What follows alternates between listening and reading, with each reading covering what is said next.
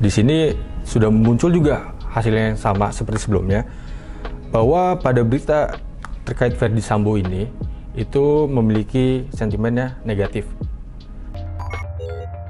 The following project is about sentiment analysis and keyword recommendation. Please enjoy the presentation. Selamat pagi, siang, dan malam Bapak Ibu yang sedang menonton video presentasi saya kali ini. Perkenalkan, saya Ibrahim, student dari Algoritma. Saya memiliki latar belakang pendidikan dari teknik geofisika.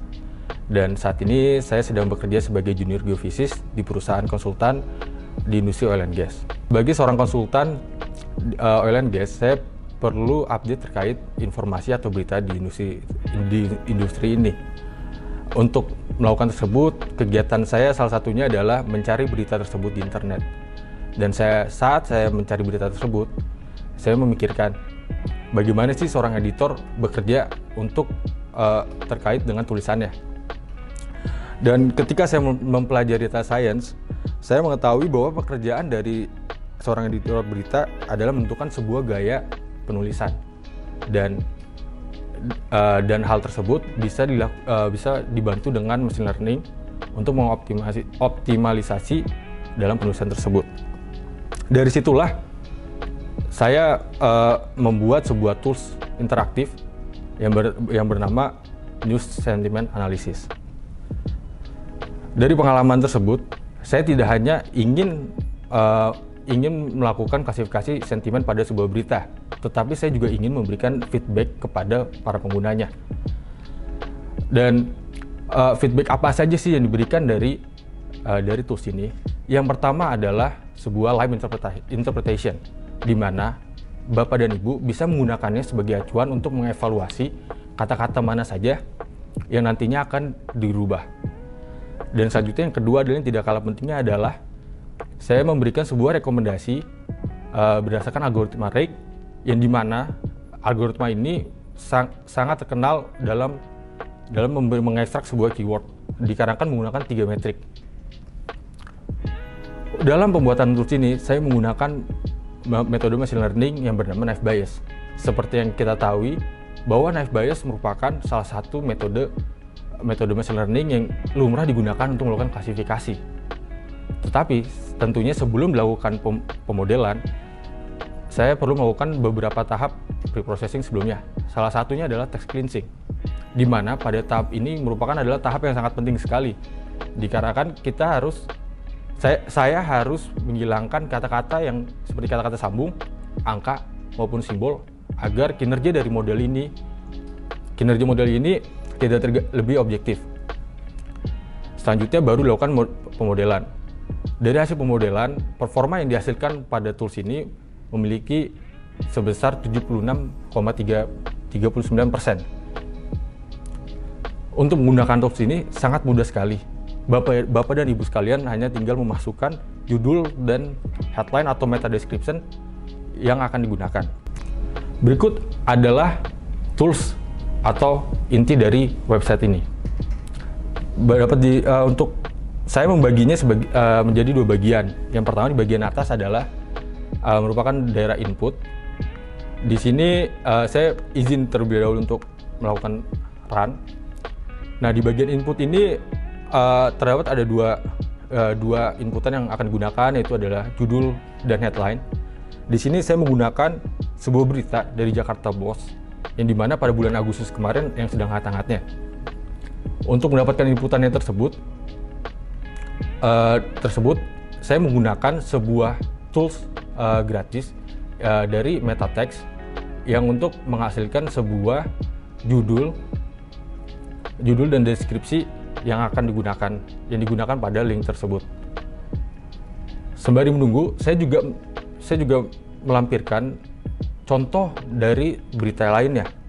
Yang saya angkat adalah terkait kerjasama Indonesia dengan Norway terkait untuk pelindungan hutan. Untuk di bagian bawah, bagian keduanya yang saya sebut sebagai bagian hasil atau hasil analisa, di sini terdapat ada 3 bagian. Tentunya di sebelah kanan itu merupakan hasil dari prediksi sentimen pada berita tersebut. Pada bagian ini merupakan hal yang sering muncul sekali, pastinya akan muncul ketika kita menggunakan sebuah tools untuk analisa sentimen. Sedangkan di sebelah kirinya, di sini adalah Lime Interpretation. Di sini adalah untuk pada bagian ini kita dapat menggunakannya sebagai evaluasi seperti yang saya bilang sebelumnya, di mana pada kata-kata yang terhighlight warna biru ini merupakan kata-kata yang condong terhadap label yang diprediksi. Sebagai contoh, untuk di bagian judul ini terprediksi sebagai kelas positif, sentimen positif. Nah, untuk kata-kata Indonesia, Norway, Inc, Deal, dan Reward itu memberikan sebuah kontribusi terhadap sentimen tersebut. Begitupun sebaliknya berwarna merah. Berwarna merah ini merupakan kontranya. Nah, bagaimana sih cara menggunakannya pada dari Lime Interpretation ini?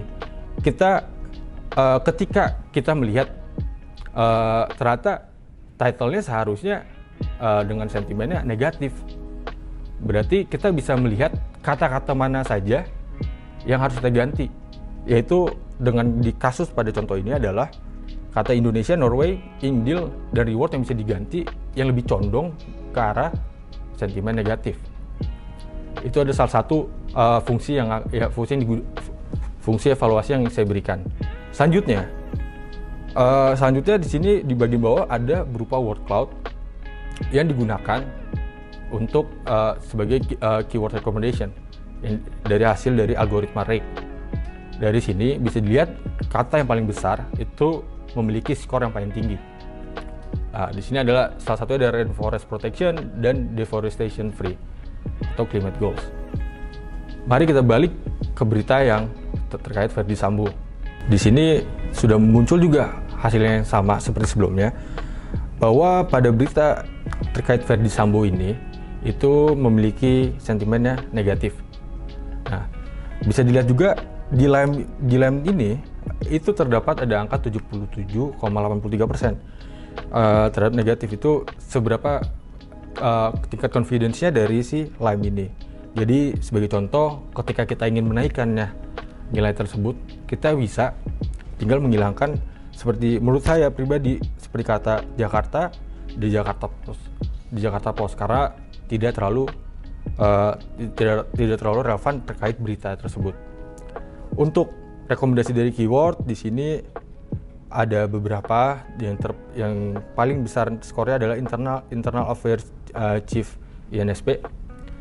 Nah, untuk Bapak dan Ibu sekalian, terkait tools ini menurut saya masih memiliki potensi yang besar untuk dikembangkan, apalagi terhadap ke industri Bapak dan Ibu sekalian. Mengingat ada banyaknya sekali berita ataupun informasi yang harus dievaluasi agar isi dari berita tersebut sesuai dengan nilai sentimennya, supaya para pembacanya membaca tidak salah tafsir terkait berita tersebut. Terima kasih sudah menyimak video pada presentasi saya kali ini. Apabila Bapak Ibu sekalian berkenan untuk berdiskusi dengan saya lebih lanjut, bisa dilihat pada tab ini. Di sini saya lampirkan email saya dan portofolio dan beserta link LinkedIn saya. Terima kasih.